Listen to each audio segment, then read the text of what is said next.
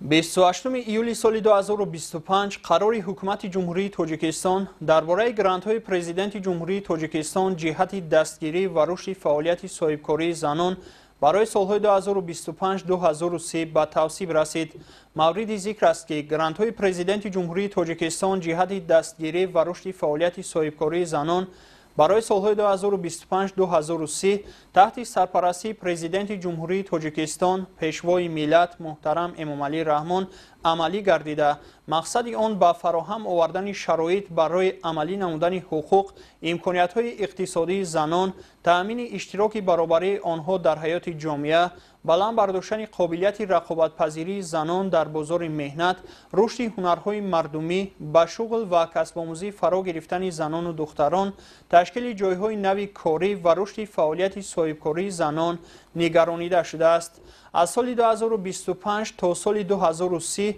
هر سال به اندازه 15 میلیون سومانی برای تشکیل 200 گرانت پرزیدنت جمهوری تاجیکستان که به دستگیری و رشد فعالیت صاحبکاری زنان روانه می‌گردد جدا کرده می شود. از جمله 25 گرانت به اندازه 110,000 سومانی، 25 گرانت به اندازه 100,000 سومانی، 25 گرانت به اندازه 90,000 سومانی، 25 گرانت به اندازه 80,000 سومانی، 25 گرانت به اندازه 70,000 سومانی، 25 گرانت به اندازه 60,000 سومانی، 25 گرانت به اندازه 50,000 سومانی و 25 گرانت به اندازه 40,000 سومانی. با دستور به واسطه پیشوای ملت گرانت‌های پرزیدنت جمهوری تاجیکستان از 120 گرانت به مبلغ 5 میلیون سومانی در سال 2024 به 200 گرانت به اندازه 15 میلیون سومانی در سال 2025 رسانیده شدند، یعنی حجم گرانت‌های پرزیدنتی